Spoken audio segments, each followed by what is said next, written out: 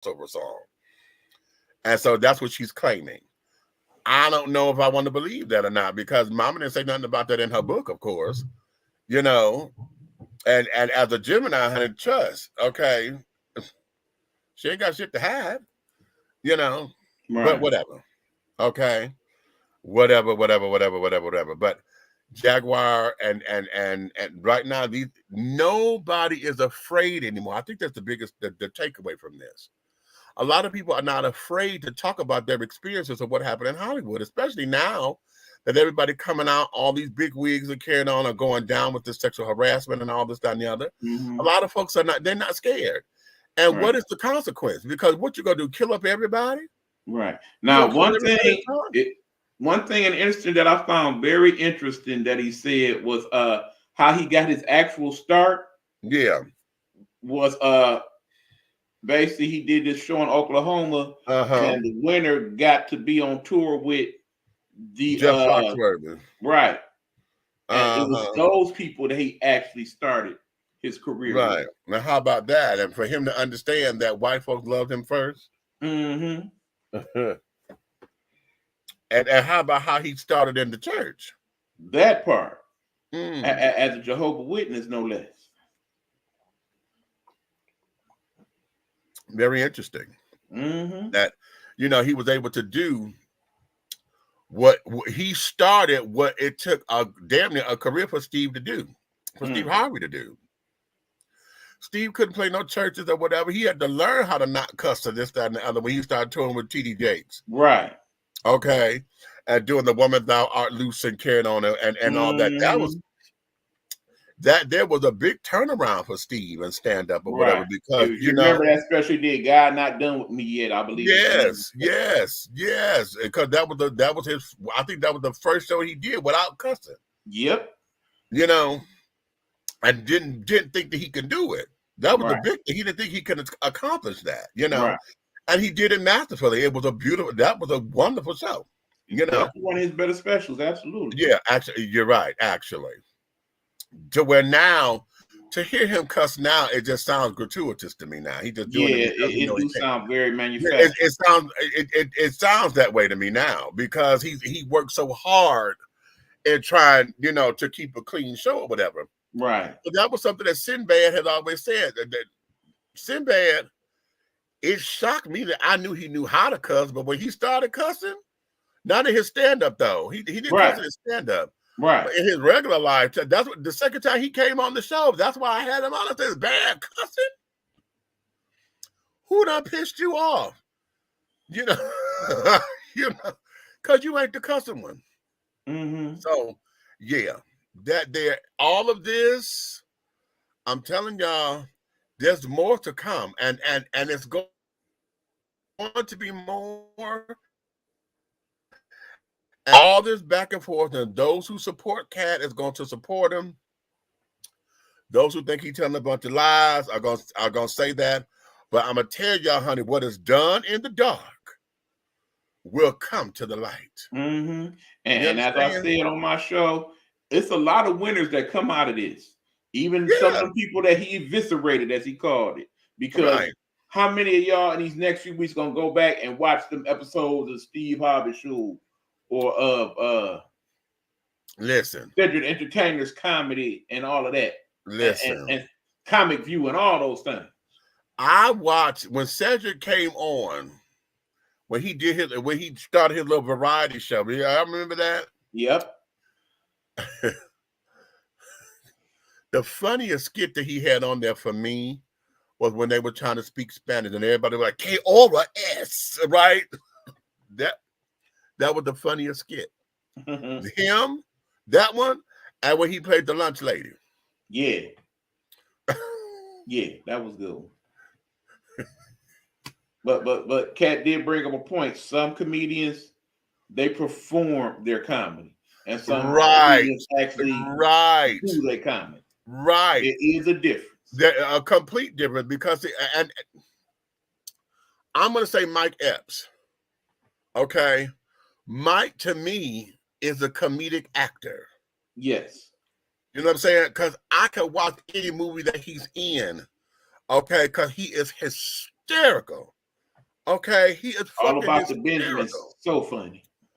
So funny. His stand-up, I had to learn his brand of comedy. Okay. Because his stand-up to me is a little weak for me. But again, I have not watched a whole set of his. Now let me say that. I have not watched an Okay, well, entire set. basically his stand-up consists of two things. The actual stories, and then basically him conversing with the audience and talking about them. Joe's in the Right. audience. That part of Okay. his comedy tends to be more funnier than the actual sets and skits of themselves. So he's one who gets off on the riff. Yes. Okay.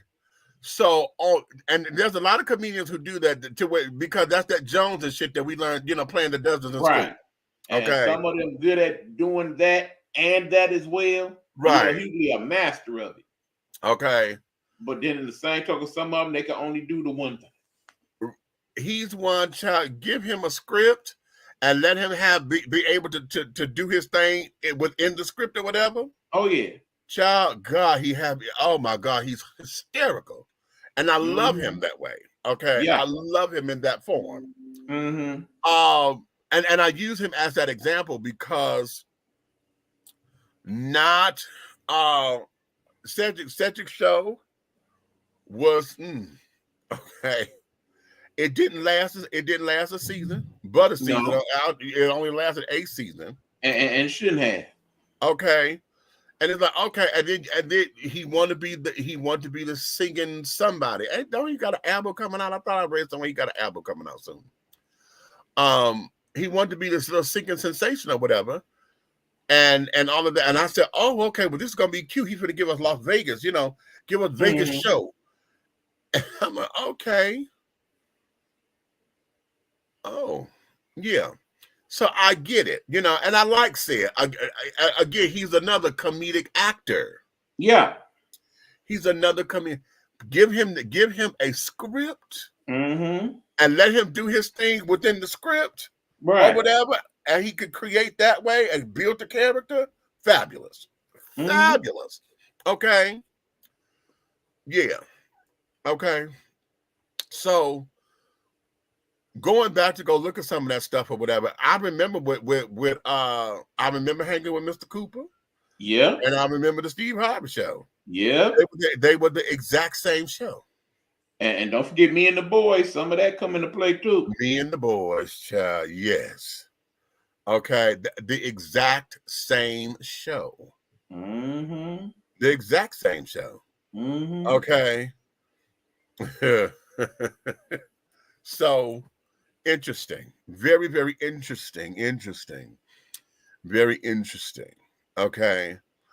So yeah, but that's Cat, y'all. So we got most stuff coming out. Most stuff is coming. Right. Let's move on to the next one. Because the next one I'm going to let's do Damon, because I know you here with me and I want to make sure we get all your time in. Damon Wilson. And Comedy Central. Yeah. I'm going to start by saying this. He comes across as an arrogant ass. Very much so. Okay. Very much so. I didn't realize. Yes, I kind of did. But then again, I don't know the man. So I've only seen clips or whatever. And a lot of what he was giving us in that interview, I can see how he had mob ties or whatever. I can see how he was known to, that he said that folks were scared of him and carrying on because of his reputation. I can see that y'all on the set and y'all got, and both of y'all strapped. He said he and Red was strapped. But I remember a story. One of the comedians that was on the show, I can't think of it. I forgot the character that he played. One of Fred's friends, and he said that something had went down, and Fred had told him, hey, he said, here, catch. And he said, when he caught it, Fred had threw a bullet at him. And when he caught it, he looked at it. He said, yeah, it was money. He said, yeah, if you don't give me my money the next time, the next one's going to be faster. Okay. And I thought, oh, okay. But that interview there, I thought was very, very, very interesting. Give me your take on it. All right. Now, keep in mind, I just gave y'all the link for that interview. Y'all go up early. I gave y'all the link to the Cat Williams interview to check out as well. Now, understand, people, at the time when it all went down, as in when they first started forming the show that is Sanford and Son, and keep in mind, it's a whole dichotomy in that with the whole Norman Lear and Eric and all that. We're not even gonna get into all that. That's a whole nother show. Right. But what it boils down to is they wanted Red Fox to do a show. He was going to do the show regardless of whatever the show was going to be. Red Fox was what they wanted. Okay? They asked him to do a show. Sanford and Son ended up being that show.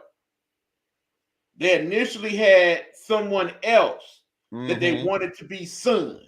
Right. In other words, to play Lamont. He was Cleveland Davis. Understand that name probably don't mean much to basic Cleveland Little Baby. But at that time, he was one of the hot boys in Hollywood in terms of people that look like us. Okay. Right. So they wanted him because he was going to bring in more of the younger dynamic, the ladies, what have you. Fred was going to hit him with the funny and whatnot. And they wanted them to play well off each other. Fred Sanford, in other words, Red Fox, understand his real name is Sanford for real. His brother actually was Fred Sanford, if y'all know that whole story. But anyway, he was the one who suggested they get Lamont Wilson and try him out as Lamont. And pretty much on his recommendation, more than anything, is how he ended up getting the role of Lamont. Now, if you look at the interview, Lamont Wilson has a whole different story to tell about that.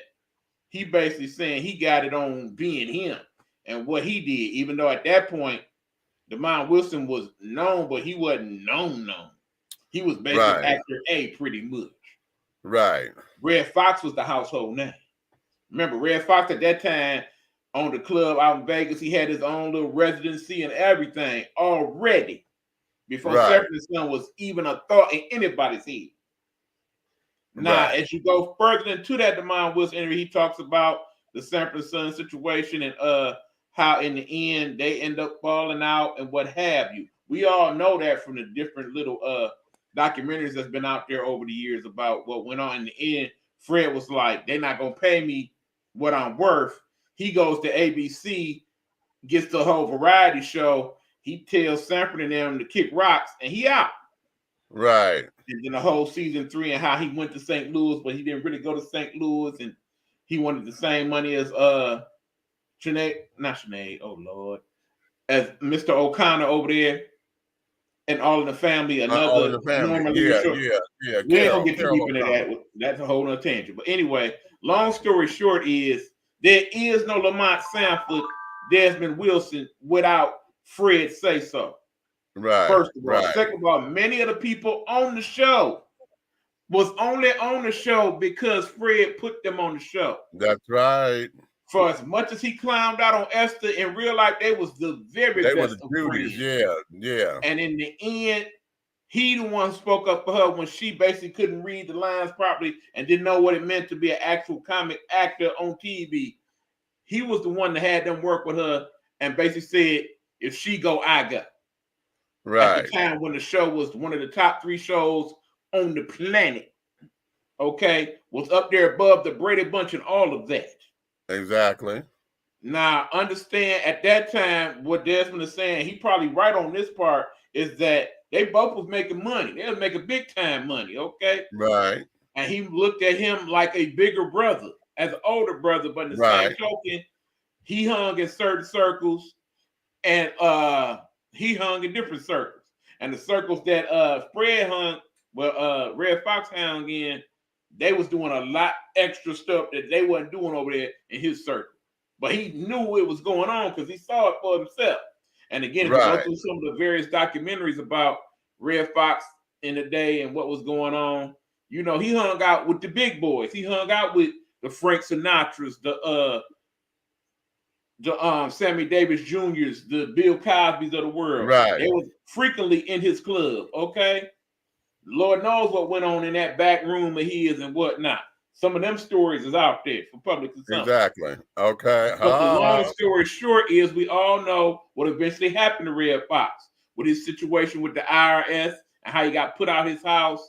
And soon after that, while he was on the set of his latest show, how they came looking for him to get all the rest of his money.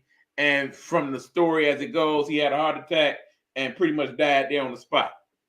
Right. But what they were asking him about in the interview specifically was why, when Fred was having those financial issues, did you not step in as one of his friends, one of the people that basically benefited from him and help him out?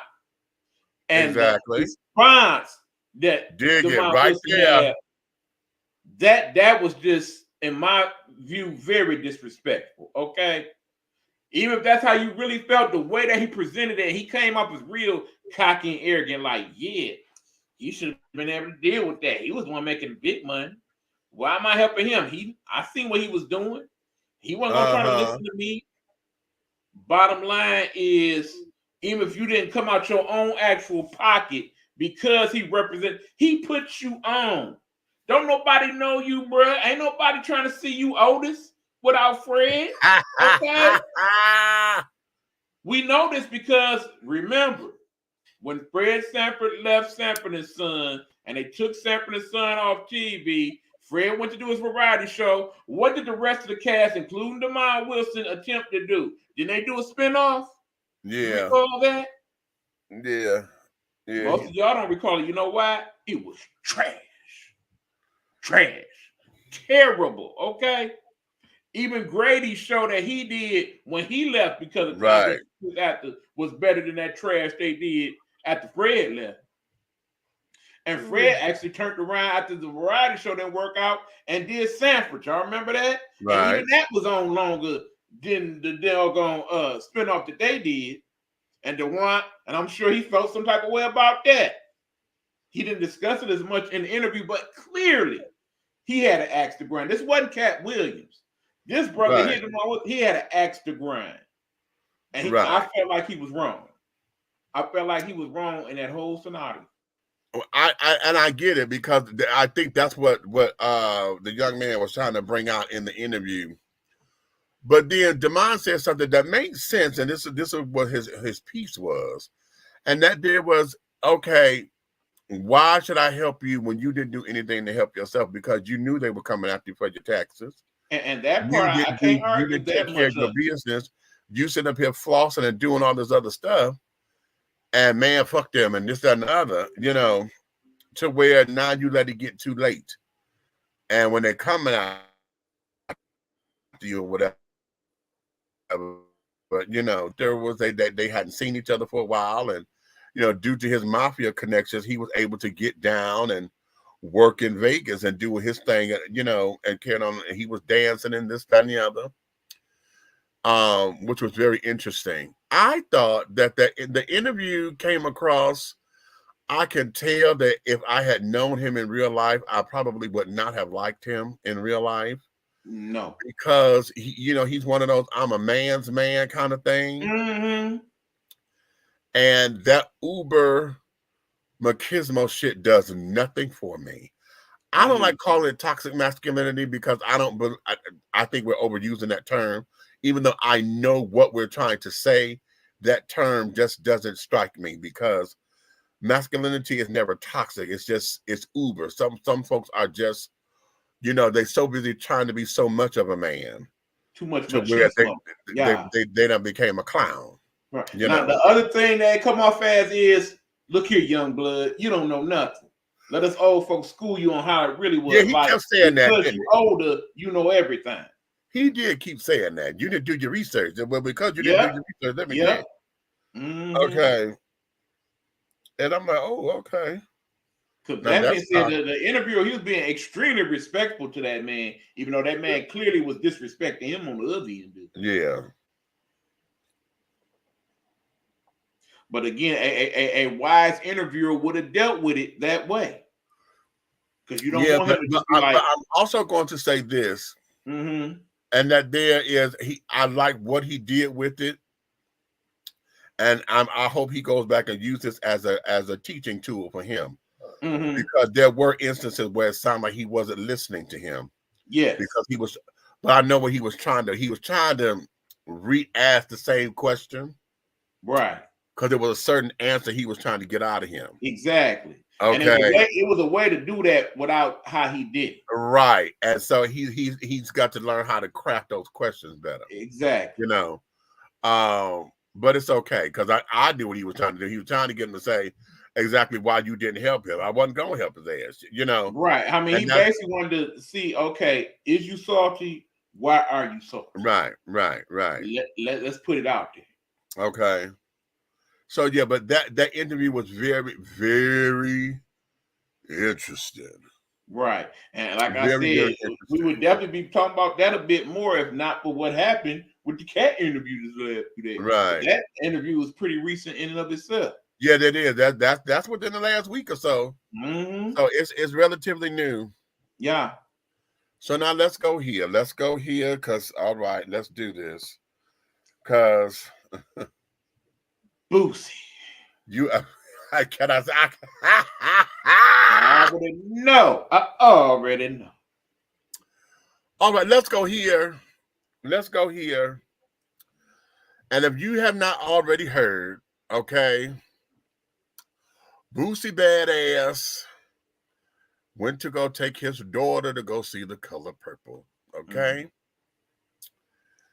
And when it got to the scene of Celie and Suge Avery having a kissing scene, and in this telling of it, there's the next scene, honey, where they are seen in bed together. But it's tastefully done, honey. All we see is Celie sleeping, and we see Miss Suge Avery get up from off the side of the bed, move her arm, and climb out of the bed to go get dressed. Well, apparently he said that when he saw this particular scene, he took his daughter and he got up and he walked out. Because here goes the rainbow agenda trying to push this down our kids. And I don't want my children seeing nothing like this. Okay. I'm gonna leave it there. Okay, because that's what he said. Here's my problem with it. My problem with it is, but you let her sit through Mr. whooping her ass, whooping Celie's ass. You let her sit through him trying to come on to Nettie. Okay, you let her sit through Harpo and Sophia going through their shit. You let her sit through all the other things up until that particular point, and none of that was the trigger to say, "Oh, my daughter shouldn't be seeing this because this is too adult." Okay, I don't want my daughter to be in an abusive relationship like this. I don't want my daughter to see that this is not how a man treat a woman. That's not what got you. You got up and left because you say that the LGBT, the rainbow, honey, done started some shit, and now they're trying to push an agenda down your throat. And you don't want your child to see nothing like that. Okay? But Boosie, aren't you the same motherfucker that took your kids and your nephew and shit to a whorehouse? So they could get their dick sucked, so they could understand what pussy is? That was that dude.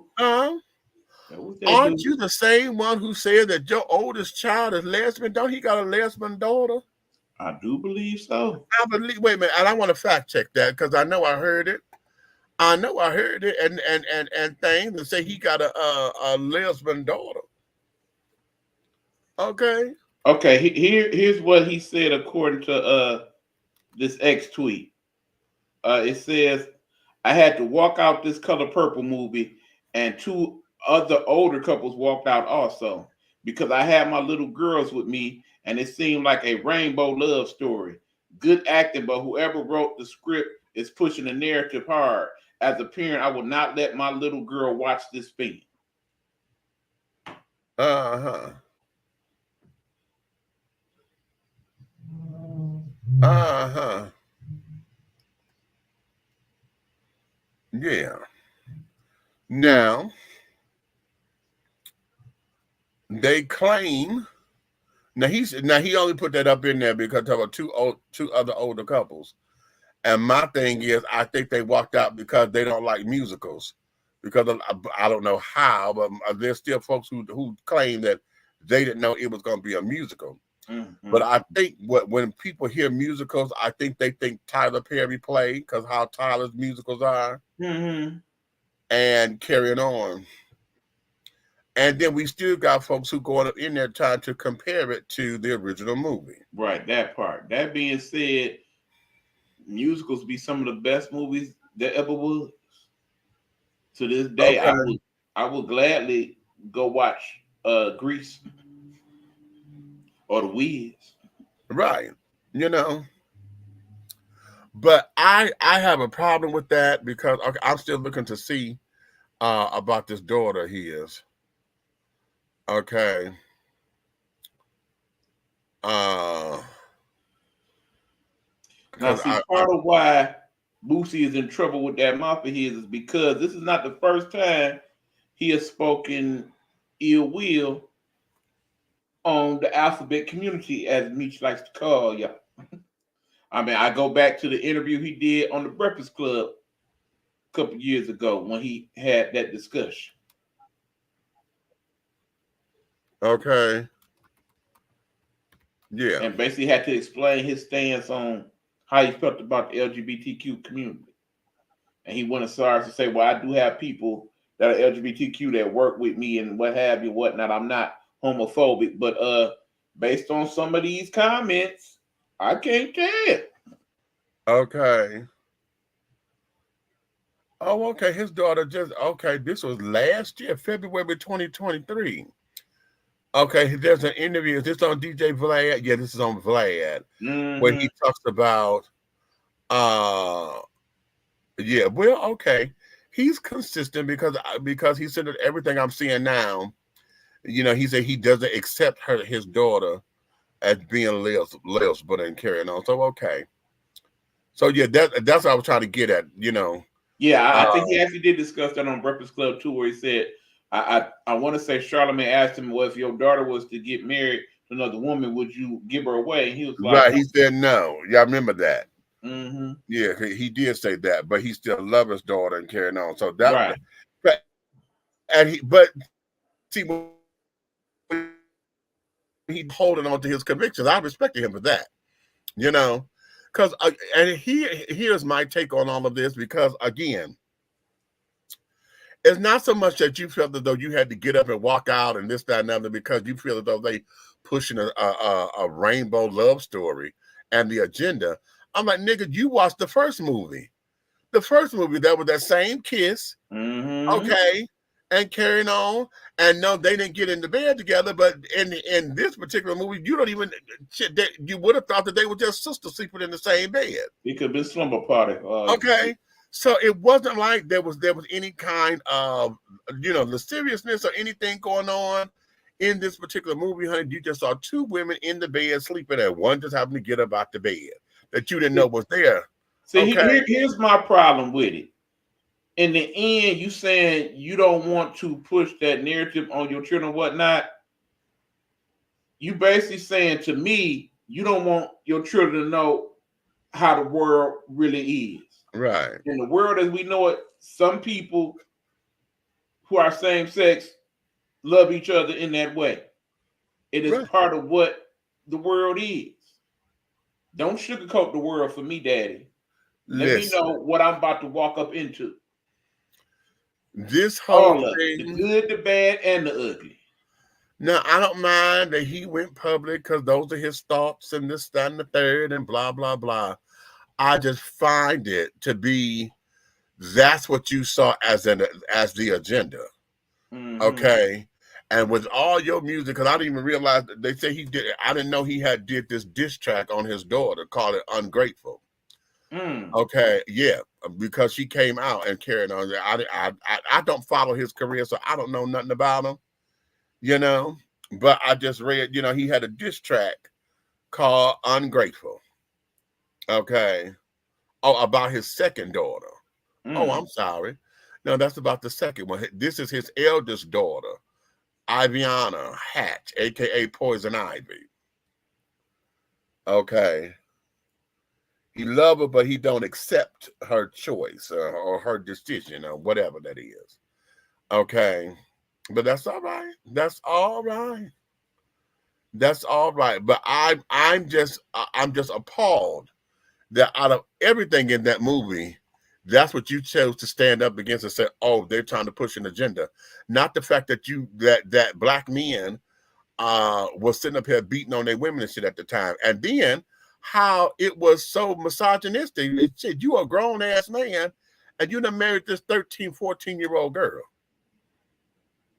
Okay, that you ain't talking about that. Okay, that's not the part that got you. That's not the part where you sit up there saying, "Oh, I got to teach my daughter a better example." That ain't the part. Right. You got up about the whole lesbian thing and then say it's a whole fucking agenda out of everything else in that motherfucking movie. Okay, out of everything else in that movie, you didn't even, I had a difficult time with that, and Yeah. I still have a difficult time. But he's entitled to his opinion. I just hate that you sit up here and wanted to go public with it, and knowing what your platform does. Because see, Right. Boosie has his platform is very gaslighting. Yes. Okay, because of who he is. Okay, you Right. hip hop, Doc. He is high. Here we go. Boosie, I, you know how we say that's somebody's mama, that's somebody's dad, or whatever. Mm-hmm. Boosie Badass, I would say, would be the social media daddy to Charleston White. Okay. Basically, I would say Lil Boosie is more like that uncle at the family reunion that after he done hit the blunt and had a couple drinks, get to telling all the family's business, Right, but don't be nice about it. right, That's Lil Boosie. right. So a lot of that, I'm like, okay, dude, okay, dude. Now, knowing what the fuck the story is about, knowing that the author is lesbian. The author is lesbian. Alice Walker is a lesbian. Yes. Okay. Okay. That's just not making sense to me. Now, staying on the color purple, someone decided to go pull up an old clip from the minister Louis Farrakhan when he got to bashing the original movie. Mm. Okay. And in his younger days, he was saying that the original movie, honey, was, it was nothing good about it because it was bashing black men and got black men looking like this and looking like that and all this kind of shit. And we're like, okay. And then like, well, you can say the same thing about this one because now, and I'm like, how do we go here? Because one of the things that I don't understand about people, the movie itself was written from a woman's perspective. It is the experience of this one particular character and how the other characters interacted with her. Okay. So why is it that now, oh, we male bash and we this, we that, but then you're not looking at the redemptive quality that the man came around to? He still stood. He was able to stand up to his own daddy from time to time. You know, he got a son who trying to follow with his footsteps, but his son ain't him, trying to live his own life. We ain't talking about those particular qualities. We talking about a black man just don't look good in this. A black man just don't look good in this. And oh, this is a hate to all black men. How was it hating on black men when this was a woman's empowerment story? The men that in these women's lives, honey, what we didn't say nothing. He didn't say nothing about how Harpo and Miss Sophia end up getting back together without them fighting and carrying on and putting her in her place. We ain't talking about that. You know, we're just all into this whole big old do-wah-diddy, and it's starting to really ruffle my feathers because I think folks are reading much more in it than they ought to, or if they choose to do that, then honey, keep it as your damn opinion, or say, you know what, this is my conspiracy theory against this, or whatever the case may be, because now folks are sitting up there, they bashing the movie for what I consider as no reason. If you didn't want to go see it, then fuck it, don't go see it. Right. But when you did see it, appreciate it for what it is. Everybody done sat down, and those who have negative opinions about it, y'all done went too far as I'm concerned, about it being anti-black male. It was never anti-black male. You just don't like the fact that black men did the shit that they did in this movie. Right. That's what it is. But nobody talks about how Harpo found himself. Harpo became his own man and came out of the shadows and out of wanting to be like his daddy. Thinking that was supposed to be the prize and the goal, when your daddy ain't nothing but some horse shit. Okay. So how you so damn dumb talking about, are we gonna talk about Harpo beating her? You so damn stupid. You don't now. You know what? That's right. Yeah. The one before that. That's the link to the Farrakhan interview, by the way. Oh, okay. When he talked about the movie, The Color Purple. Yeah. So that there is part of what we don't see in this. You know, nobody talks about that. Nobody ever talked about that. You know, even from the first one, Harpo came around. Him and Sophia got back together. They owned the hell. He's a businessman. He's his own business. Built that juke joint on his own. Mm-hmm. You know. Now here's the question. Talking about Hollywood and things of that sort. Do you ever think at some point Hollywood will make the movie that talks about how black people own other black people? Do we want to talk about it? And here's the thing. Who we gonna get to make it? Because I don't want that coming from nobody white. Nor should he. I don't want that story coming from nobody white. And the reason why is because I know they won't give us the justice it deserves. Right. Because one of the things about black folks owning black folks, slavery, it wasn't chattel slavery the way that we know slavery to be in this country. Mm-hmm. It was more so servitude, well, that's a poor example. I was going to say like we saw in the biblical days, but in the biblical days, that shit was because you were poor. Mm-hmm. A lot of the poor folks became the indigent servants. Indigent servants, right? Exactly. Okay, but here, as you know, like I said, for those of y'all that really truly know the history, some of the first slaves in America were actually white people. Right, that's true. Indentured service that couldn't pay their bills. I was just going to go there. Because that's what it was all about. In fact, it wasn't necessarily slaves. It was you were in servitude because you did this to pay your debt off. Right. Okay, which is part of how the prison system is built. Exactly. Because that's where hard labor comes from. Right. Okay. You paying off your debt to society, blah, blah, blah, blah. So you got to go do this work. Right. Okay. Then when it became us always in there, then it became this whole slave, you know, and mistreating and carrying on and blah, blah, yakety spleen and this, that, and the other. Right. Okay. Are we going to talk about that because she was doing what modern women are doing today? Explain. We're not going to talk about that because she's doing what modern women are doing today. Talk about what? Give me that. Oh, you talking about y'all getting beat? Okay, explain yourself, little boy. Explain yourself. Because what? Because what? Because see, I'm okay. You want to go there? Let's go there. Sophia, in this particular rendition of it, well, she was always a strong, real woman. As I said, this rendition of it, she was mouthy. Mm-hmm. Okay, very mouthy and carrying on, but that was part of her spunk. And she wasn't taking no mess from no man and carrying on because of what she'd up into. We know a lot of women like that today. They stand up to men, and carried on. But we see they broke her down after she came out of jail. Okay. She got broke down. Look at who done came up in here. Look at who done came up in here. Hold up, wait a minute.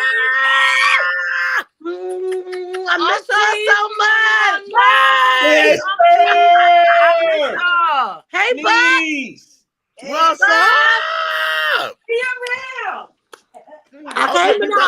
What did y'all eat? You got all kinds of ice and cheesesteak and ice cream. Don't judge me. Judge your mama. That's okay, right. Hey.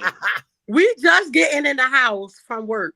Okay. So y'all know the first thing I do when I come in the house is turn YouTube on because I feel like that's the hood news. Okay. So of course y'all know what's the first thing I see. I said, "Oh shit, we up. We ain't that tired. Let me put my wig back on." I had took it off. But I put it back on because I miss y'all so much. Oh my God. I miss y'all so much. Y'all don't even understand. Like, no, trust me, we do. Like I said, I mentioned you right when the show opened. I miss my people. Oh, thank you. I miss everybody. So I see y'all in here talking about what y'all done got to so far. Girl, we done talked about we spent the whole hour and a half on Cat Williams. He done set the damn internet on fire. They was talking about it all day at work. Okay. I told both said, "My, what he do?" I said he aired the whole damn comedy people out. Everybody. Okay. We talked about them. We done talked about with all the receipts. Okay. Didn't he? We are now on Boosie and his bullshit. And his take brand the kids of bullshit. out the damn thing. Yeah. And we here with the whole color purple thing. We own him about the children set up and they done found the old thing of Minister Farrakhan when he went off on the original movie back in '85 about how it does nothing for black men and da. But you gotta understand, it was telling one story. I'm getting so sick and tired of people taking one situation and making it seem like that's the paintbrush to brush everything. To brush everything. And yeah. Are you going to tell me there are no people out here that act like Mr.? Right. I haven't seen the movie yet, but I was upset when somebody told me Mr. apologized in the new one. I don't want to see that. I don't know nothing. I don't want to see that because I know your ignorant, ugly ass ain't apologized for shit. And mean and surly men like that don't. Well, you know what? Here's the thing. I haven't read the book. I in a long time. Right. I never read the book. So I don't know what's all in the book that they took out.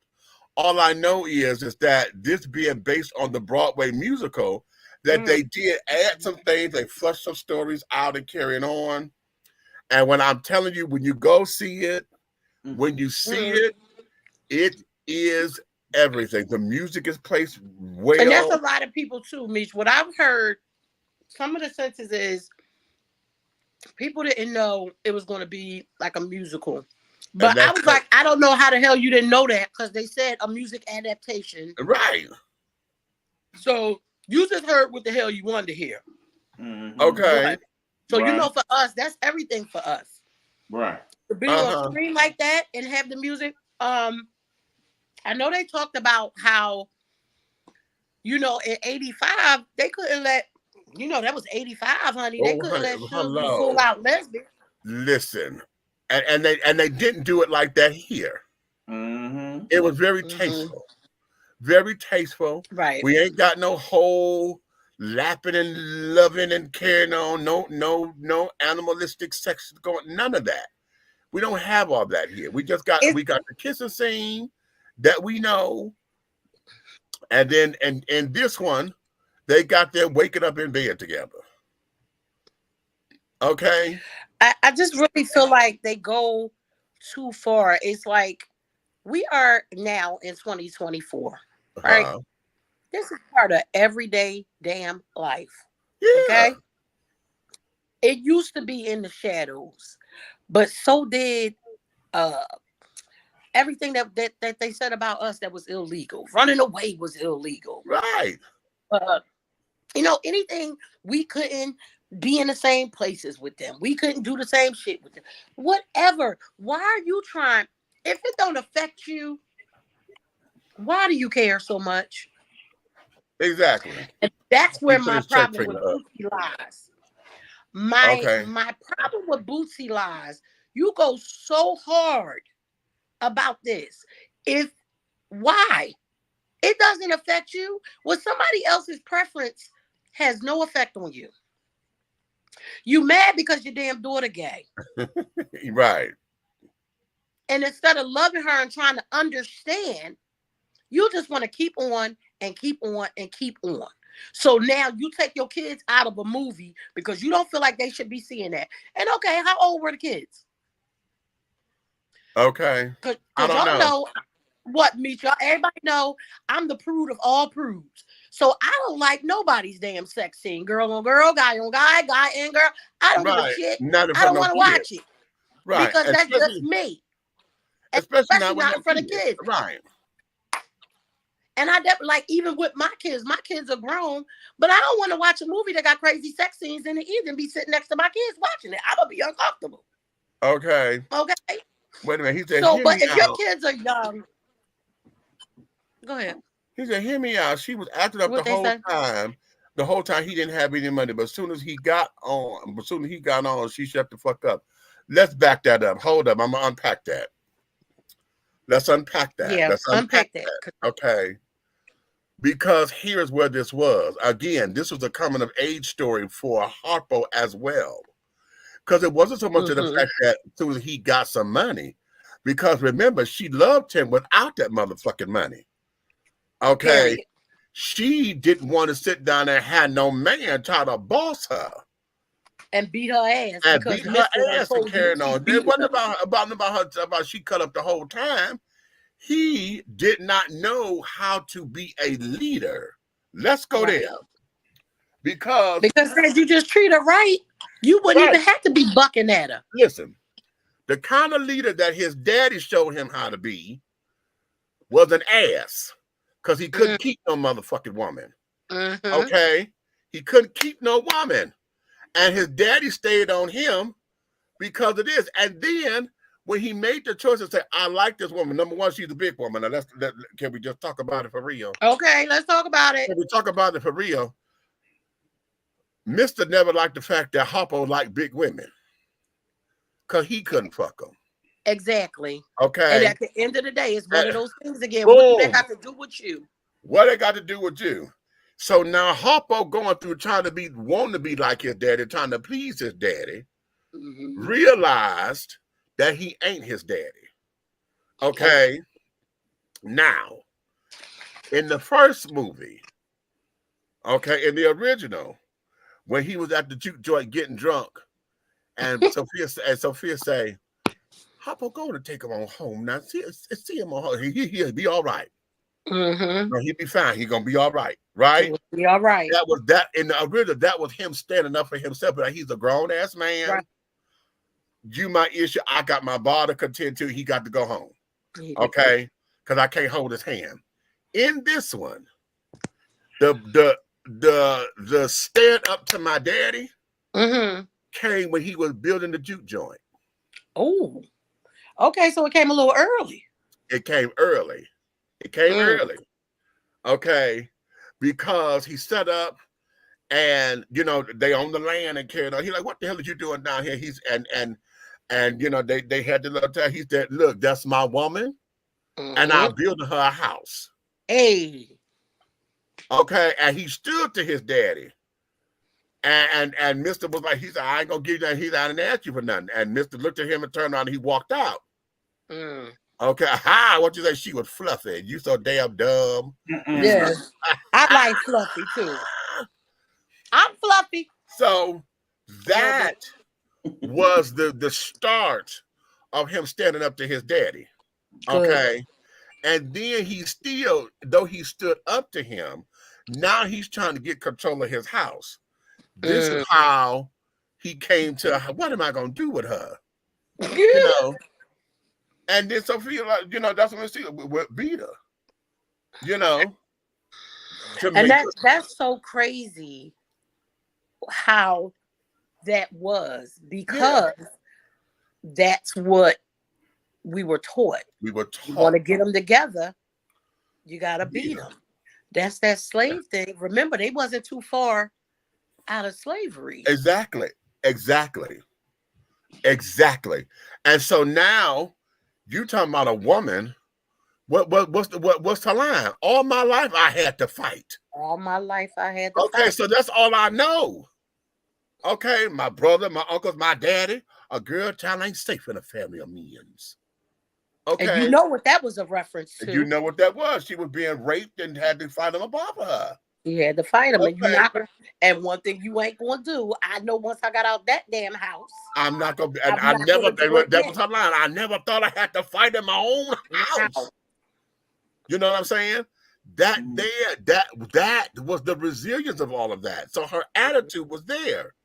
So everybody who's sitting up there saying, what you say? What? Yes, you are, Auntie. I'm trying to find the auntie something, somebody's daddy. So a lot of what Sophia was and carrying on, she was now when we talking about a strong black woman, okay, Harpo wasn't the type of man to necessarily control her. And when he learned he couldn't control her, that's when she calmed down. Right. Because it wasn't about controlling her, it was letting her be. Letting her be who she is. Let her run the house. Let her do what she needs to do. And they came to a meeting of the minds. Because I love the lyrics in the song. In the song it says, ooh, when he squeezed me, honey, he climbed on top, and ooh, she loved him. Okay. She loved the fuck out of him, honey. But he trying to make me mine, and I just ain't that kind. Hell no. Okay, I'm a free spirit, honey. No, you can't bottle me. Right. You're not gonna bottle me and keep me hostage or whatever. Let me double back on something for a minute, Meach.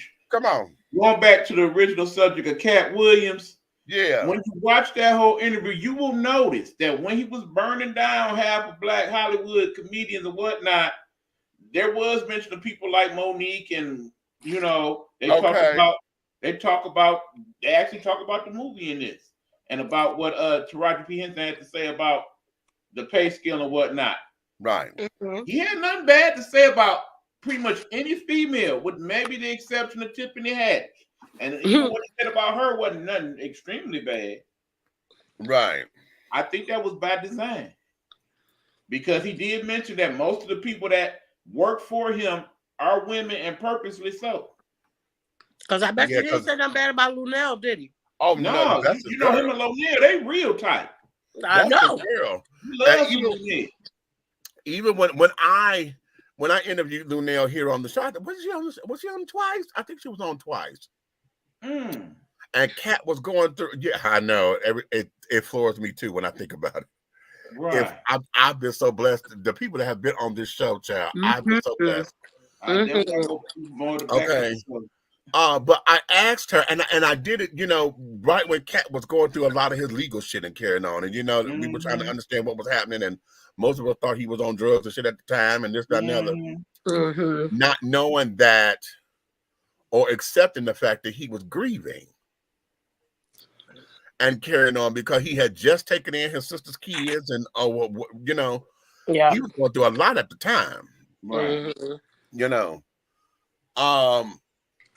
And so a lot of acting out and shit that he was doing, honey, I think it was him grieving, and that would be one of the questions that I asked him if I were to ever land that interview. Okay, and God help me, I'm gonna get that one because I need that one. That's the interview everybody gonna try to get now. Oh, I'm sure now, but Cat has always been in my range to want to get to. I'm just glad I'm able to hear him in this one. I've heard him before, and I like his mind because he's a very intelligent man. His brand of intelligence is. I'm going to say most of us are probably shocked at his brand of intelligence the way we were shocked at Lil Wayne. And both of them are mentions, right, by the way. Okay. So yeah, hey, what's up? What's up? Look who y'all, the new year done bought everybody, honey. Hey. For real. Okay. Y'all just don't even know. I think a lot of people are mesmerized by his level of intelligence. But I would love to get that interview to sit down because there's a couple of areas that I want to go into. That's real life as far as him becoming a father, accepting that he's a father, how he deals with the LGBT community, because I know he said with Shannon, with Wanda Smith, coming for him. Oh yeah, that beef. Child. Woo! Oh yeah, he went there. And how when she, was trying to call him, girl, whatever language he was using to try to call him one of the Rainbow Children. He said they ended up backfiring on her. Right. Because that community don't like for you to say that, use that term derogatorily. Right. Because hell, if he said, I'm not a part of that community, it has nothing to do with me, but I have no beef with them. But now you sit up here using that as a derogatory term, shit. Hey, they're gonna come after you too. Right. I wasn't shocked about Lil Wayne. Okay. Right. And then again, another part of the interview, he talked about how he really could have went in on her, but cut her some slack because she was female, as opposed to if it was one of his. And you heard that, if you go back and listen to that, honey, there were several times he caught himself because he told her, "Okay, this ain't what you want." Right. Okay. Right. And this if I'm warning you, and you keep going, and you keep going, and man, when he got to talk about how she cooked the broccoli, baby, listen, that was a delightful treat. Oh, that was a delightful treat, but she did that, and she did that on her own, and then on top of it, she came in thinking that she was trying to be an A-list comedian trying to play the dozens. You can't play the dozens with somebody that's you can't do that. Right. You can't do that. You can't do that. And that's just and instead of her backing up, she kept trying to double down. She kept trying to double down, trying to get that last little. She thought she was gonna slide with him. Right. Listen, and he warned her doing that. And I remember that interview. I'm playing it back in my head now, and it's like, y'all know how I always say, under no circumstances should I think a man put his hands on a woman. Right.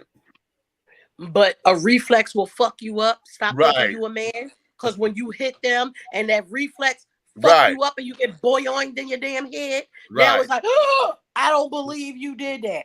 It was the same thing. Right. You coming at somebody who does this so well, his reflex is going to fuck you up.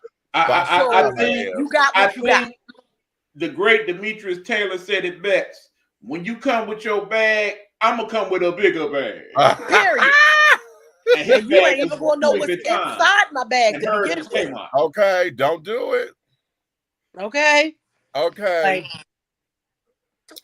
don't do it. Don't do it. Oh no, I just thought about something, Meach. Club Shay Shay's version of "Said What I Said" Sunday.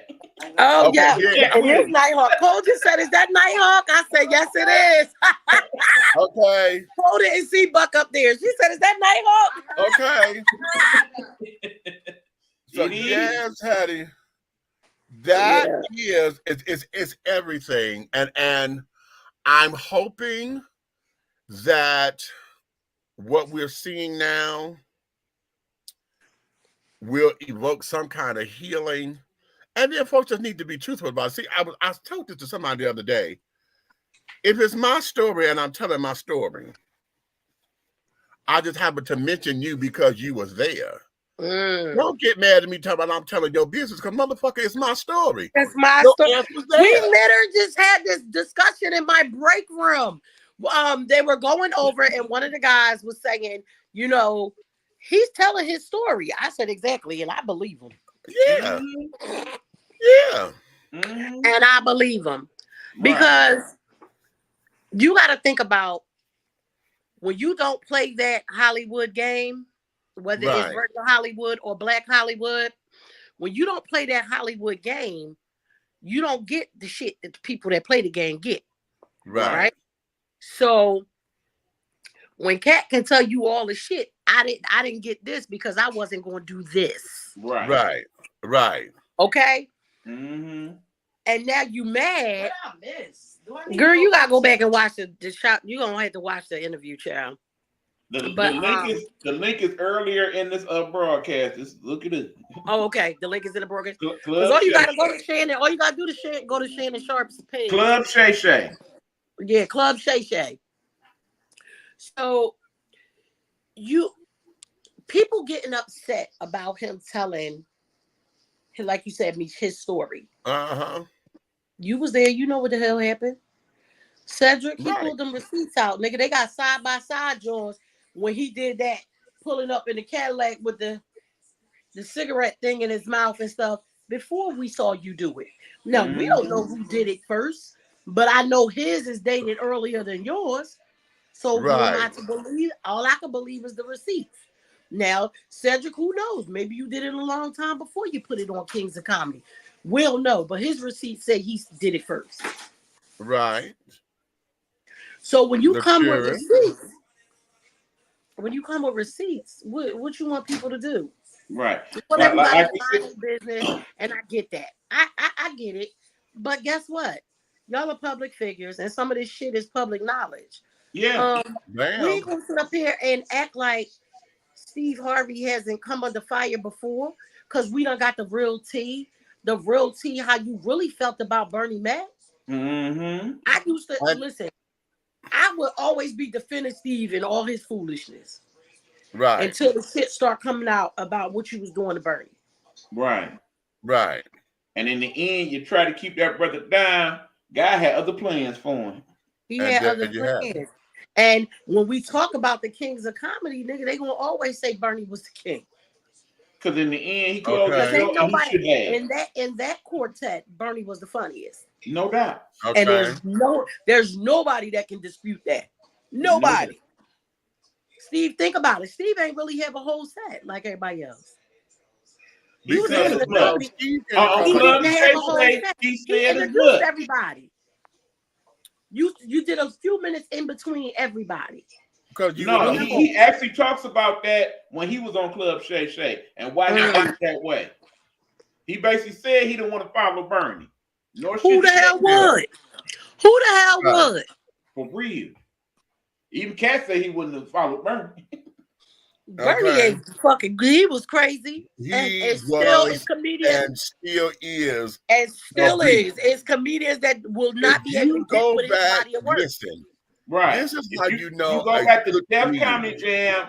The most viewed clip from Def Comedy Jam was that clip where he did I ain't scared of you. I ain't scared of you, motherfuckers. Right. Quicker. And the DJ play the music. Right. And then he start doing his thing. And you know what? You know what? The beauty of that is that he created that on the fly. Yeah. If you actually learn the story about that. Who he said was on before him, but they were killing. Yes. Okay. And he had to come out and make his presence he had to come out because he said because this was a rough crowd. Yeah, they was because they was in New York. They was at the Apollo. Yeah. He said, "Ooh." And so he did that on the fly. Yes. And one of the most iconic lines ever. And it I ain't scared of you, motherfucker. And that there, listen, the makings of a great comedian is their shit is timeless. Mm-hmm. You understand? I can go back now and laugh just as hard as I did when I first saw it. And I do. Okay. And I do. I can go to Kings of Comedy and put on Bernie's part and still crack up. It's still hilarious. I'm gonna tell you who else is like that. Goddamn Sinbad. Yes. Sinbad was funny as shit. Yes. Sinbad was funny as shit. I sat there. I went when he came on the show the second time. It was the anniversary of his first show. What's the name of the damn show? I can't think of it because he did the McDonald's joke in that one. Mm-hmm. Baby, I asked him. That was like 30 years old. I said, babe. Right. Understand me. One of the first places he came to perform before he did that special was Eastern Michigan University. I was sitting right there in the second row. Baby. And it was just as funny. Those shows, some more. Yes. That heifer funny as hell. Yes. That heifer is funny as hell. And some more is another one that can make shit up on the fly. Mm-hmm. Yeah. But you know what about her story? Her story is she learned how to do comedy. She said that she went and got the book. I think it was called Comedians for Dummies or whatever. Okay. She said, I learned how to write jokes by reading that book. What? It's Yes. crazy. When I said, bitch, stop. Okay, I'm over. And now, because now you know who I want to see her and Chris Rock on the same show. And I say that because they do some of the same facial expressions. And they got some of the same cadence and some of the same cadence and shit. Because, what you want, a runny nose or a runny ass, And that's her. That is. And then you sound, and now I can hear Chris doing something like that. Because he said the motherfucking side effects. Ooh. You got to choose between a runny nose or a runny ass. Right. Okay. You know who else is funny that don't get they due also? Who? Leslie effing Jones. Leslie Jones. Yo. Remember when she was in, what was that movie? Mo Money? Was that Mo Money with Keenan? Yeah, you're right. Marlon? You're right. Remember when he woke up next to her? Yeah. Almost died. I almost died. Listen, wait a minute. There was a comedy special with her that came on. And when that bitch went through the audience and she climbed up on that guy. Yes. Well, we got some dirt. You know what I will say about Leslie Jones, y'all? I loved in Coming America too. Yes. Where they didn't try to make her look manly to get laughed. Right. They made her be the queen. Right. And I was like, oh my God, I'm loving this. Listen, Y'all don't always have to over exaggerate her. Right. And that bothers me because she does have very hard definitive features. Yeah. But it doesn't require that because if you accept it, she got some lovely cheekbones, bitch. Them cheekbones is to die for, bitch. She and Whoopi Goldberg got them cheekbones and that bitch is killed again. Okay. Oh my God.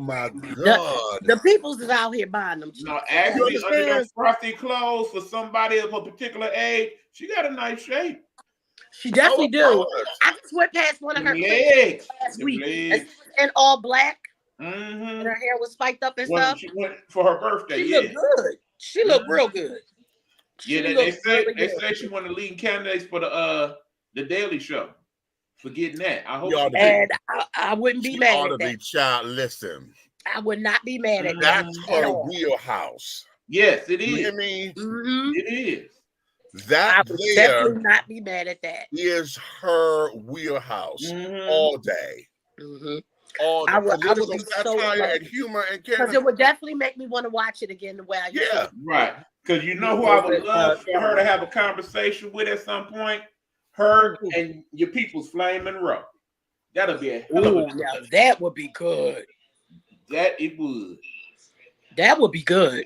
They need to be on the same show. Yes. They definitely do. Absolutely. That would be, and then they both Leslie taller. Because when put a pair of pumps on Flame, honey, she'd be up there. Okay. Oh Lord, honey, yes. So Meach, I have to say something. I don't know if you guys saw the video I posted last night of Cole. So Cole got her first totem. Her, yeah. But let me tell you something. Cole wasn't supposed to get the deal with Tote and Carry. She got the Tote and Carry because Tote and Carry was having that crazy ass sex. I know. Trust me. I got a girl. I got so much Tote and Carry up in his. I know my grandbaby don't watch this because she's too young. She turned 16 today, y'all. My grandbaby turned 16 today.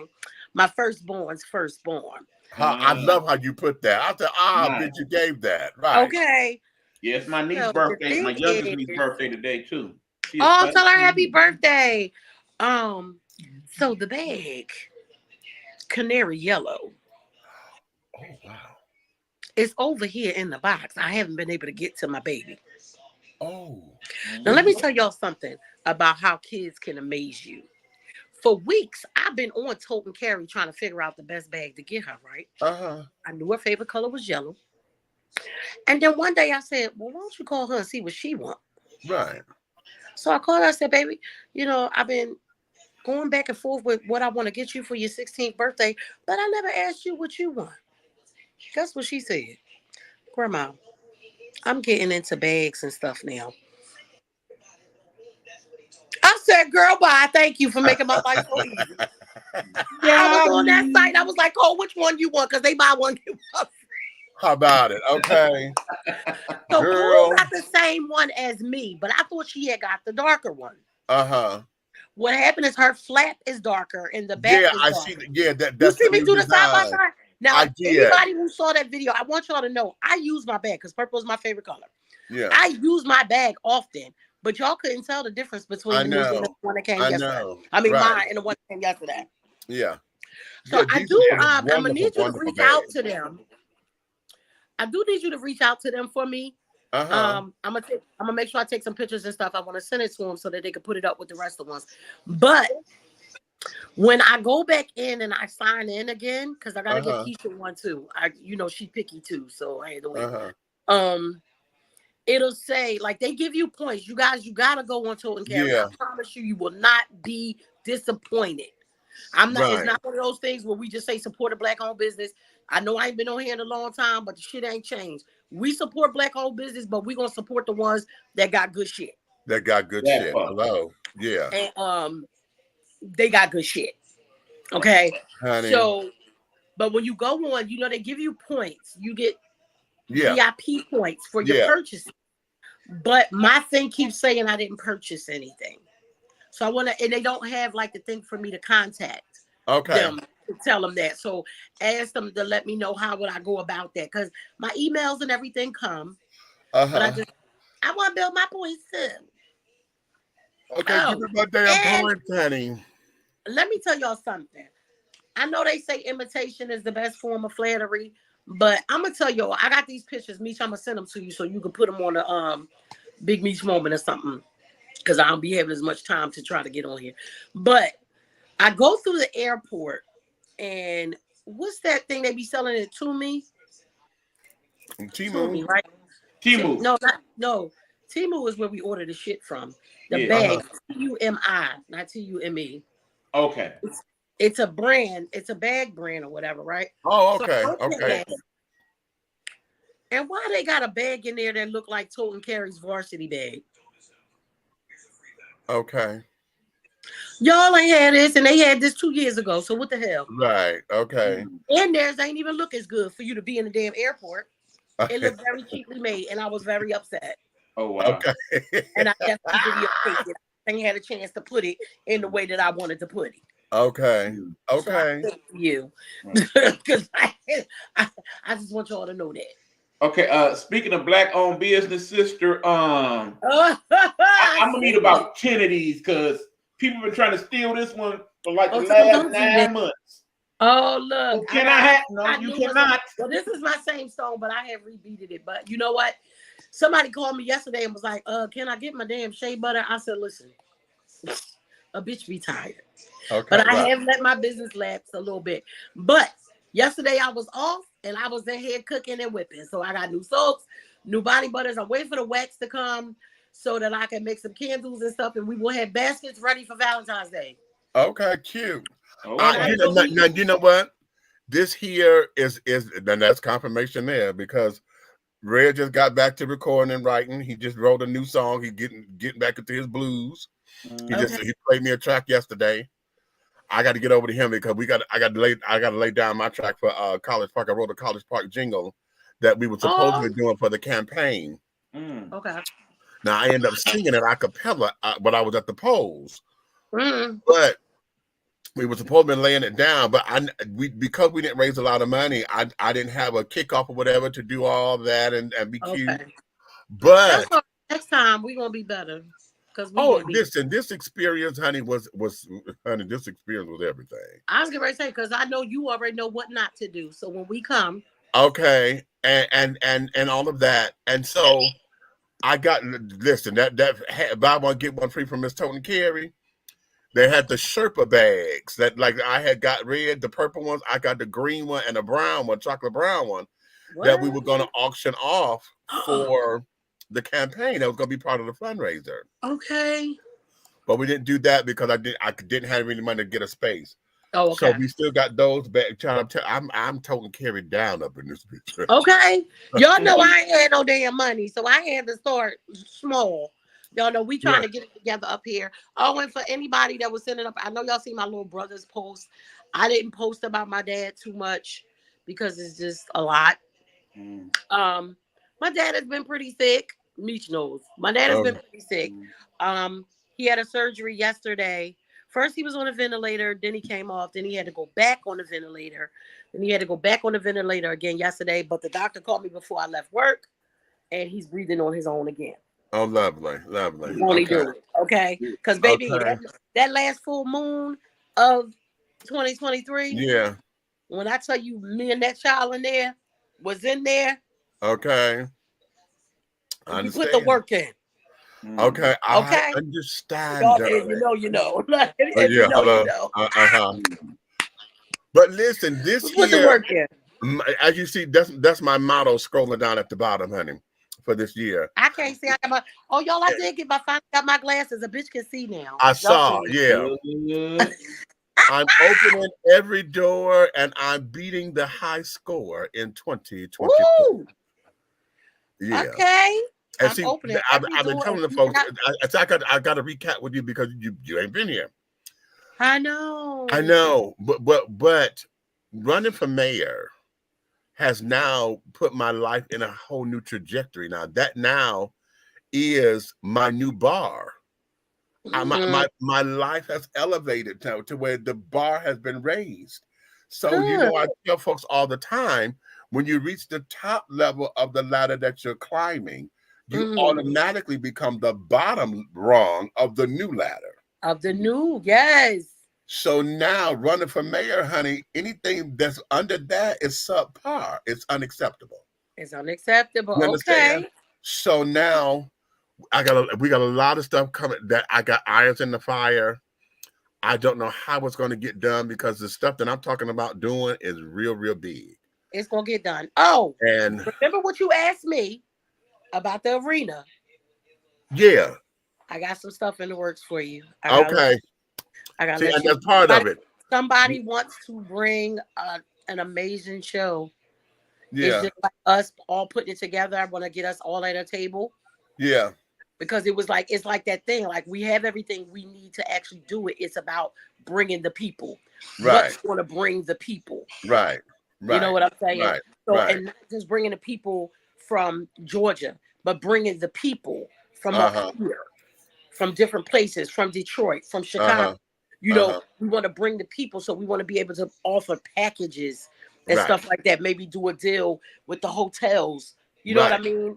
And that could be done, because the beautiful thing about the arena and the area is that we're only 2.5 miles from the airport. Right. And it's a straight shot in, and they ain't got to drive. If they want, they could just hop on the damn train. On the train. I told him that. He said, right what? there. Yeah. The train, and we got like 4, 5, 6 hotels right there. Right there at the arena. So it's a win-win, as far as the location and how it can be done, and et cetera, et cetera. But so that's one of the things. You know what I also want to do? I have to call her, because I don't know exactly what her criteria is as being Miss Black America now. So I have to find out. Matter of fact, I'll call my brother and find out what she can actually do. But the other girls, the other finalists, I want to bring them on the show so we can talk about some pageant stuff. You know what? That's good. You know what? Wow. I'm gonna tell you, okay, that's slightly confirmation for me. They was playing. They're gonna be playing tomorrow or Monday or whatever. This whole thing about Brooke Shields, right? They did a documentary on her about how she was the most photographed woman in the world. Okay, she was. They used that for baby. That's probably why she crazy. And that's why I want to go. And I want to get. She probably one of the only people that ain't crazy after all of that. Yes, but I remember the Blue Lagoon. I want to ask her questions about how she feels about these kids being in pageants, because that's how she was groomed. She was groomed like that and stuff. So when I think about her, when I saw her, I immediately went to John Benet Ramsey. I'm like, that baby, honey, was only 5, 6 years old, looking like she was 13, a grown 14, woman. And I feel like, I feel like the ages need to. The criteria should be for the ages. Ages, yes. Not making them grown. No. I think for y'all this. I'm gonna tell y'all this. What I loved about the first time we went, even though it was a lot, and I got COVID the first time. Right. This time I got a super bad sinus infection. Okay. I don't know if I'm gonna get sick after every pageant, but I will say this. In an interview on the red carpet, somebody asked me, what keeps me coming back? What will keep me coming back? I said, the more and more I learn about this, and I implore everybody that's watching, look up Miss Black America, because this was started in 1968, right across the street from Miss America. This pageant started because Mr. Anderson, I think it was one of the stories was like his daughter wanted to be in the pageant. But guess what? The bylaws of Miss America states back then, you have to be Caucasian to be a part of Miss America. Wow. It was bylaws. Wow. So not only did this pageant become more important to me, because I love working with the girls. Y'all know we love production. Right. But everything stood for, everything this man created, because you said that we couldn't be a part of your shit. Right. What I love about it, I'm gonna tell y'all this. Last year when we first went, right, the first one, I was like, a pageant, oh my damn God, because in my mind, pageant is a bunch of catty ass bitches, right, not liking each other, stabbing each other in the back. Now I don't know about other pageants, because this is the only pageant I've worked on. But the sisterhood that these girls have is amazing. Last year, girls, when last year's winner came in and it was time for her to pass the crown, I done cried. I said, oh God, Gabby's taking her last walk. Right. These girls helped each other, even though they know that they're in competition. Right. They helped each other. They sat there and helped each other learn all their own shit. They sat with each other on, we filmed their performances before the live show. Right? So the live show they performed, but we filmed their performances for the TV part. Okay. They all stayed up with each other until everybody got done. Y'all know how much it is, how much time we take when we film it. Yeah. when we got to reposition, we got to do this, we got to do that. Oh, maybe that light didn't look right over there. Right. It's a lot of stuff going on. Mm-hmm. They supported each other.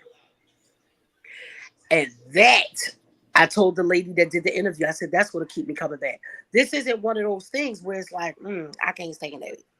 Right. We all know those girls, all of us are still in the group chat and talk to each other every day. Okay. Nice. Good morning. Happy New Year's. How y'all doing? What y'all doing? Wake up, rise and grind. You know what I mean? It's they're supposed, I think Cole and all them supposed to be getting together to go to New York soon. They have Meach. They having a damn Brigantine ball. Oh, who? Y'all heard me. A Brigantine ball. Get out. What's the categories? Cause I need to find somebody that can make me some hair that's up to here. Okay, right. And a real tight ass corset to pull this damn belly. Okay. Damn. At that moment, who do I think of? I know. We were oh my God, we were talking about her later today. What? We was in the car on our way to work, right? Remember the last car club cookout? Yes. And lady had did something. Her lady said, lady, sit your ass down. Some damn where. Okay. What? Yes. We were in the car talking about that today. I said, because they said something about lady was changing wigs and all kinds of stuff. And her lady said, that girl. sit your ass down somewhere. Yes, honey. She always have to do her thing. And, that's just her child. I miss Helena a lot. And anybody out there, y'all, I need me the hotel hookup, okay? I can't go nowhere for real, because I can get where I need to go. But a bitch be a little broke. I can't afford them hotels. Okay. So, and I ain't talking about Meach Hotel, because his is, even with the hookup, it costs too damn much. We need hookup, because we need to go. Okay, because I definitely want us to all meet up in Baltimore and just have a Helena day. You know what I wanted to? What I want to do is, Samantha needs to go back there and go honor my sister. Okay, so I need to get with some of the kids up there. But listen, y'all, let me know what's up, and Samantha, come on up there and wear it out, honey. The way that we do, honey. Yeah, the way that we do. Because I feel like I'm gonna tell y'all, I'm glad we brought Helena up, because I feel like it's one of those things where where a guardian might come into your life just that, like Meach, you had more time with her than we did. Yeah. But for us, it was like an angel came to give us a little light, even with all the shit she was going through. Right. And made such an impact in that small amount of time. Right. That Helena, Derek will never, they're going to always be a part. Right. And I just love that. And they would literally feeding on Nighthawk Network if not for Helena. I mean, it would, but it wouldn't. You know what I'm saying? I know, because y'all two was too damn fools. I swear to God. Listen. The After Dark episodes. The After Dark episodes. Yeah. Oh my God. Yeah. Those, you know what? We're gonna. Y'all know I had to clutch my pearls. They be so. Listen, we're gonna get back into a little Long Island iced tea, honey. Okay. So adult tea and cat, that's coming. Here's what it is for us, because Helena being who she is and who she was. I know we just had the anniversary of her passing a couple of weeks ago. Yeah. That being said, y'all, please check in on me Monday. Okay. 1 year, Pat gone. Oh God, this is your anniversary. Oh my God. Okay. This is your anniversary. See, everybody got to get through those first years. Yeah, it was Mommy's birthday. Mommy's birthday was the other day on the 27th, and I just was in here. Like, my other aunts and stuff, my dad's sisters and brothers were asking me shit about my dad. I was like, yo, today is my mom's birthday. Right. Okay. Right. And nobody there for us for that. Right. Y'all gonna have to. I'm literally sitting here looking at her room, so you know. Yeah. And now I got one more first that I got to get over. What? And I haven't done it, and I've got to do it so that I can get over it. And that there is, I got to come back home because this is going to be my first time coming home, and I'm not going to see my mama. I haven't done that yet. And it's and we don't know. We November 5th was 2 years for us. Okay, and see, then Kiara's birthday is coming up on the 16th. I had a dream about him 2 weeks ago, and I couldn't get up to call you because I woke up and I sat here. First, I cried, and then I just bust out laughing. I said, "I miss my baby." Because listen, that boy here, and that's a sign because me and his daddy, we were feuding. So anyway, don't worry, me and Mr. Bryan still feuding too. Okay, so we sitting up there, and then my cousin, I don't have any breaks in this because 2021. Well, it started with me with 2019. That's my first son, Graylin passed. But 2021, every month of that motherfucking year, somebody left. Somebody died. And I was like, okay, look here. Okay, this is because that was one that was just like we was about to be like. I know. Okay, and I thought I can't do no more. Okay, I'm literally numb. But now, we've all got to get through. And Buck, this is probably your last first that you've got to do. Yeah. And so after this, after you get through all of the firsts, it don't go away. It becomes a little easier, not much, but a little. Right. Because now, everything else you already know. Okay, we done been through here. We done been through Christmas. We done been through it. And so now you start to feel, at least I did, like life is going. But because I had so much to deal with, I'm still trying to play catch up with everything. Yeah. The house still looked like how it looked when you left. Oh God. Okay. Mistress, we done been going almost 2 years. I'm trying, but I've succeeded other places, and this house is a mess. Well, you know what? Sometimes that might just mean you need to start over. You know what? You don't know how many times I've been wanting. I done felt that just burning. Don't burn it though, because all the Wonder Woman shit in there, that might be worth. I completely can relate, Meach. I mean, her stuff's still in the closet. I try to clean it out, and I just can't. I can't bring me to do it. I know. Listen, it was a little easier with some of my grandson's stuff. Oh.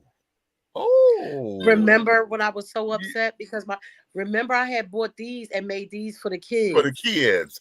So it's 3 of them in there. So it just that got me through. Right. Yeah. Got me through. Oh, I love you, Uncle Meach. Cool said, I love you, Uncle Meach. I miss you. I know, don't we miss him so much? Okay. I was just thinking every day we be in here like, I want to go home. Okay.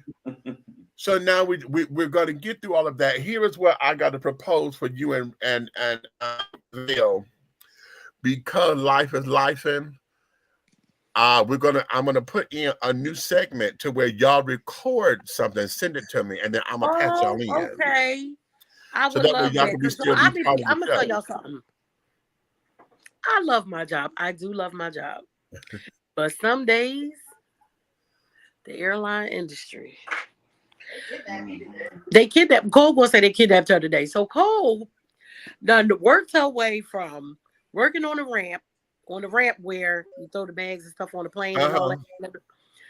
So did I tell you guys what happened to my son? I told everybody, right? Okay, so for everybody to know, a few months back, my son is working for a different airline, and he got caught in a belt loader. So he got like a chunk of his arm missing. And only 25% of his arm strength. So Cole was getting anxiety about working on the ramp. So she started working in utilities. And for her airline, utilities is just cleaning the planes when everybody get off. Child, she done worked her way into being the utilities from now on. So today, she go on a plane to clean the plane. They have a terminator. A terminator means that plane is not going out no more today. It's done for them. Mm-hmm. So she says, Mom, I'm going to just ride the plane. They're going to take it over to the hangar. So I'm going to just ride the plane over to the hangar and clean it over there. And then I'll be back over there where I'm supposed to be. Because she was on our side. Oh. She going to say, I felt like they was trying to kidnap me. We was on that plane. How long it took you, Cole? An hour and a half. She said she was on the plane for an hour and a half. So nobody... For wind walkers on your side. For people with the sticks to be able to walk them out. Wow. So she told me, I thought they was going to kidnap me. I said, Cole, wasn't nobody on the plane but you and whoever was up in the front. What if they just was like, we about to fly this plane somewhere? Oh. Where was we going to fly to? Wasn't they attached to the thing? Don't think I rolled them over? Out. No, we rolled ourselves over. Oh, y'all rolled yourself over there? Keep stopping. I'm like, what's going on? So she was scared. This girl is crazy. I had my walkie-talkie. I was about to let them know. She said she had the walkie-talkie to my son. If they was going to try to kidnap me, I was going to let them know I was on flight. Okay. Lord have mercy. She definitely I've been hijacked to Cuba, honey. Okay. So a lot of times, so that's a good idea, Mitch, because a lot of times when we get in here, it'll be times when I get in here and I see that you on air and I am so wore out. I'm like, I'm gonna get on there. They're gonna think I'm on drugs because I'm be Girl, like, no. Those might be the days that I'm sitting up here nodding up on the camera, but like, oh, okay, I got to go, y'all. Now, what was that one day last week? But it was in the middle of the week, and we saw you was on, and Cole was like, "Bob, Uncle Meach on," and I'm like, maybe it's a big Meach moment because it was. Yeah, it was. It was Wednesday. Okay. Yeah, I was like, wait a minute, wait. I was like, I was off that Wednesday. Yeah, I had took that Wednesday off. It was last Wednesday, as a matter of fact, because let me know if you ever be off on Wednesdays and Thursdays, because those are my days off. Okay.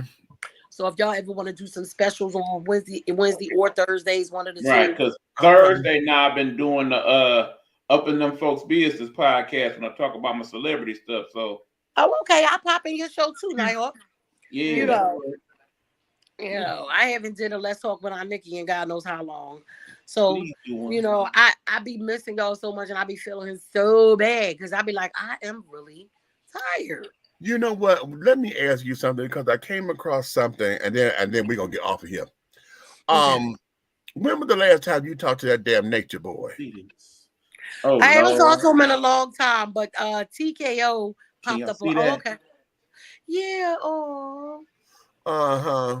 Yeah.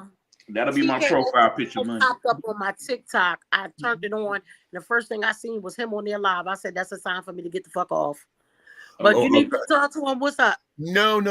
I came across a clip. Is he still locked up? I don't know. I don't know. Yeah, I know what clip you're talking about because you sent it to me. What happened? I came across this clip. I think I sent it to you on Instagram too. When the guy sitting up here talking about that he naked in front of his kids. Yeah, you did send that too. Let his kids watch him have sex. Yeah. And it wasn't Nature Boy? I thought it was. And that's what made me ask. When was right? I thought it was him. I thought I forgot what he looked like. If it wasn't new, then it probably was him because that was the whole controversy. That was one of the biggest controversies, him saying that, like he would have sex in front of his son, and you know, the first baby mom that before he let his son touch his dick and carry it up. He let him touch it. That was like that was before we interviewed him, Meach. Okay, because when I saw that, I forgot what he looked like, but that was him. I said, "Is this?" He was saying it's natural and this and I was like, "This fucking nut job." That's why I remember when I said when I got the interview, it was supposed to be a Let's Talk with our Nikki, but I already knew that he was going to do shit that was going to piss me the fuck off. And if Meach and Red wasn't going to be there with me, I wasn't going to be able to do that because I wanted to have an actual interview. Because still to this date, we are the only ones who have interviewed him without chaos. We're the only ones, and I wanted to stick to that. Because are we? We are. Oh wow! And it is one of your bigger episodes in recent times too. We are the only interviewers to interview him and not it wind up in conflict. Oh, but you know what? I didn't want it to, because then nothing would ever get heard. And that was what I told him when I talked to him and we were going back and forth before we set it up. I said, Right. listen, I'm not going to say that I'm going to agree with anything that you say, anything or everything. But what I will say is you will have the opportunity to speak and let your voice be heard, because every interview you do ends up in conflict. And so nobody can actually hear what you want to say. Right, because they should be the one to condemn him. Right. And And I didn't want that to be. And I didn't want him to hit a trigger and I snap clean the fuck out. Right. So I was like, so what I'm gonna do is I'm gonna bring you on the show with me and my brothers. Right. And we're gonna all do this together. Right. And he was like, okay. And you remember, people was hitting up stuff the next day. He had shouted us out the next day and all kinds of stuff. You know, it really made him think. And I was like, well, you know, they said, do you believe him? I said, well, I think he believed it for when he said it. Right. It was a moment. It was a moment, and there was a breakthrough. Yeah. Because for a minute. Okay? What happened? In the big light? You think it was too much power? Yeah. It was my charger. Did you just blew all the fuses in the kitchen? How you change the fuse? You don't change the damn fuse. It's a circuit breaker. Oh, Shadow, it's okay, baby. Did the big light work? Turn it on. I think I just blew everything. Oh, the light cut off. It blew like my charger. I plugged it in and it sparked. She ain't blowing up shit. Okay. Back in the dark in the kitchen. Y'all, I might have to get ready to get off anyway, because blowing fuses. That became our cue, Hattie. But shit. Because we was about to go on, and then the whole Bigo thing would have got mentioned, then that would have been a whole nother hour. Okay. All right. Well, so I love y'all. Meach is going to send me something for me to be able to record some stuff. I'm going to send it for the days that I actually can't get back on, but I'm going to start making the time. And that ain't no New Year's resolution, because y'all know I don't resolution. Right. So I'm just going to make a better effort, because this has always been important to me, and I've let a lot of things that's been important to me kind of slip away, just trying to get back in the motion. You know what I mean? And I want to get all the way back in motion. Right.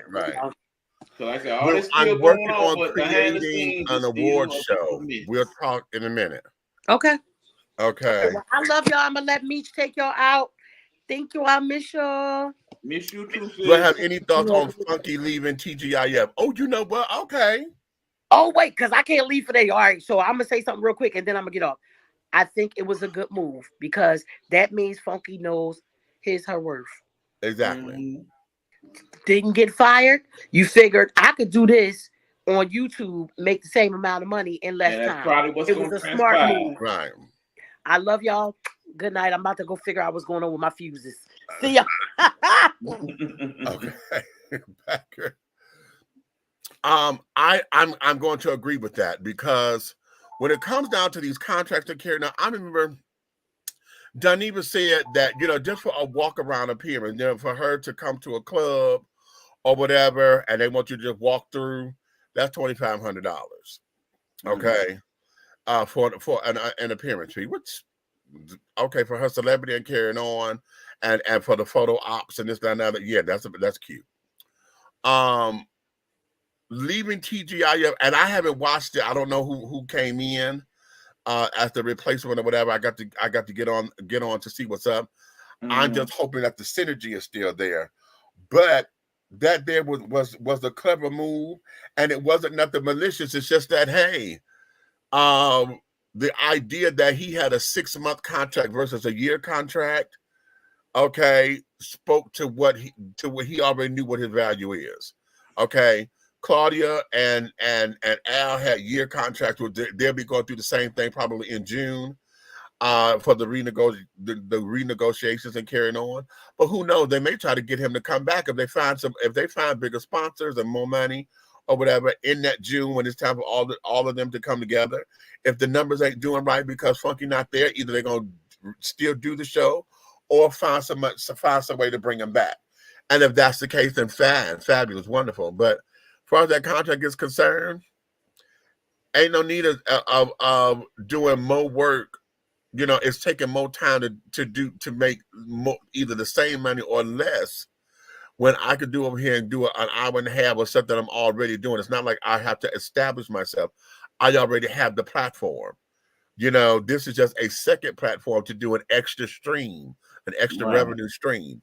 So right now, I think that's good. I'm trying to get Daniva over here. If anybody know Funky Daniva, honey, I've been sending her little shits and things like, Daniva, come on over here. I want to sit down and interview my sister and get into her wheelhouse, honey, and understand a few things about the world of Funky Daniva Rothschild, and et cetera, et cetera. But yeah, that was a good move on her behalf. I want to see where it takes her, because the platform itself, I don't know how it would springboard her. You know what I'm saying? Because right now, everything that they were able to do with the platform, she's already been doing. She's been, you know, she got the celebrity interviews and this, that, and other for what she's been doing. So as far as it trying to be the springboard to leap into the pool, I don't know where it's going to take her. So I'll be curious to see where that goes, because as far as the entertainment wheel is concerned, only thing I can think of is that it would get her more screen time on screen, because I know she's trying to do some acting and carrying on. So if that's the case, cute. Otherwise, and because of her popularity and her social media following, that there will translate coin, because they say, okay, you'll bring your following with you over here, blah blah blah. But otherwise than that, outside of more advertisers and stuff for her channel, I don't know. I want to see how that's going to springboard, or if she end up creating a whole new show. And you know what? At some point, somebody gonna think of this that can actually pull it off. The way Tubi blowing up right now, right? If somebody could create a platform where they could do Tubi live and have a platform on that, right. Tubi is the place for everything independent. Okay, Tubi is the place. It was Amazon Prime, but Prime stopped accepting everything. Exactly. So now everybody over there at Tubi and carrying on. Or, you know, if you get ingenious and create your own platform, your own channel, which is what we're trying to do with Dishing TV, to create our own channel, or our own station and warehouse or whatever, that would be cute. A network is what I'm trying to. That's the word. That would be absolutely everything. It would become how to push it and how to brand it, you know, to get folks to watch and carrying on. That'd be everything. But nonetheless, it can happen. Most definitely. It can happen. It can happen. So that's what I think about Daniva leaving. Oh, Funky Daniva Rothschild. But then, you know what? I'm wondering too if she's going to be touring some more with T.S. Madison, because I know Madison has been touring with the morning show and carrying on. I know they still doing the Queen Supreme Court, you know, and they still tour with all of that. So every now and again, she and T.S. Madison and Miss Sophia, they all get together and still go traveling, and that's sickening, honey. I need that kind of following base, because I want to do Dish and Tea in that same kind of regard, you know, and things of that nature. But I want to change. I don't want my format to be like hers. The concept is the same, but I just want to do something a little different. And I got it. I got it. In fact, Helena and I had talked about this at one point. We were talking about I have had that discussion as well. So that's what that is. So listen, we're gonna let you guys get about it. Thanks for hanging with us this long. This is almost a 3-hour show, Chad. We haven't done one of these in a long time. True. Okay. So in that, honey, it's close to the witching hour on top of it, honey. So I know for those of y'all, it's Friday night. You just got paid, honey, trying to get out and get your little groove on or whatever. Thank you for joining us. Thank you for coming in, honey. What a wonderful treat for the first show of the year that Aunt Nikki was able to come in. Red was in here too, but then he left. Right. Just when I was about to bring him in, he was about to he had to come on out. So nonetheless, darlings, thank you, darlings. Okay. If you love us like you say you do, honey, I want you guys to tell all of your friends, honey. But if you hate us like you claim you do, honey, you could tell all your motherfucking enemies, honey, to come on over here to like, subscribe, and to share. Because everything that we're doing over here, darling, at 3 the Hard Way, the syndicate, because we are a syndicate. Everything that we're doing over here, honey, in any way, shape, style, form, and or fashion will move forward. You may finish all of your crumpets, baby, because the tea has been dished. And you've been dishing tea, darlings, with Big Meach and Aunt Nikki and E-Buck, the Nighthawk, honey. And in the absence of Minister Lavelle Hayes, honey, we thank you so much for your love, your time, and everything else, honey. Now, wait a minute, let me move the banner so I can stop. I forget to move the banner when I go. Yeah, I do too. Okay. I forget to move the damn banner and carry it on, honey. So yeah, so on that note, my darlings, honey, we will see you guys on the next go round. That I'm trying to do a show tomorrow, but tomorrow Skyhawks got a game. And this season I have been working, so most of my tickets have not been being used because I've been I got to go tomorrow. Yeah. So I go see my boys in Carolina. I got to go look at our stats to see where we are. But we've been playing good. We got a really good team this year. You know, because with the G League, we always get a damn brand new team. That's the bittersweet of it.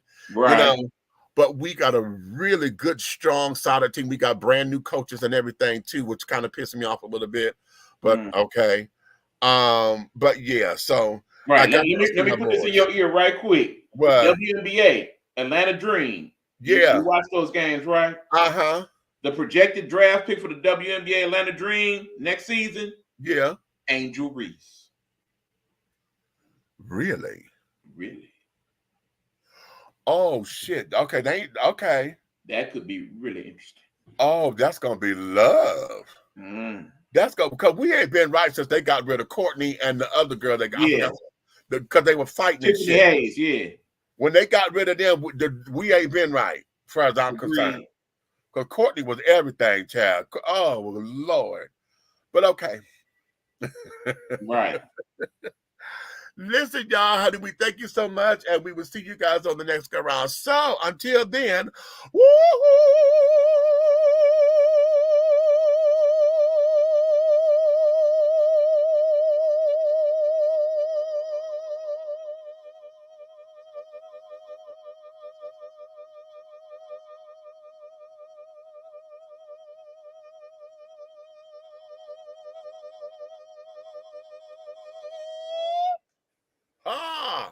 and scene, honey.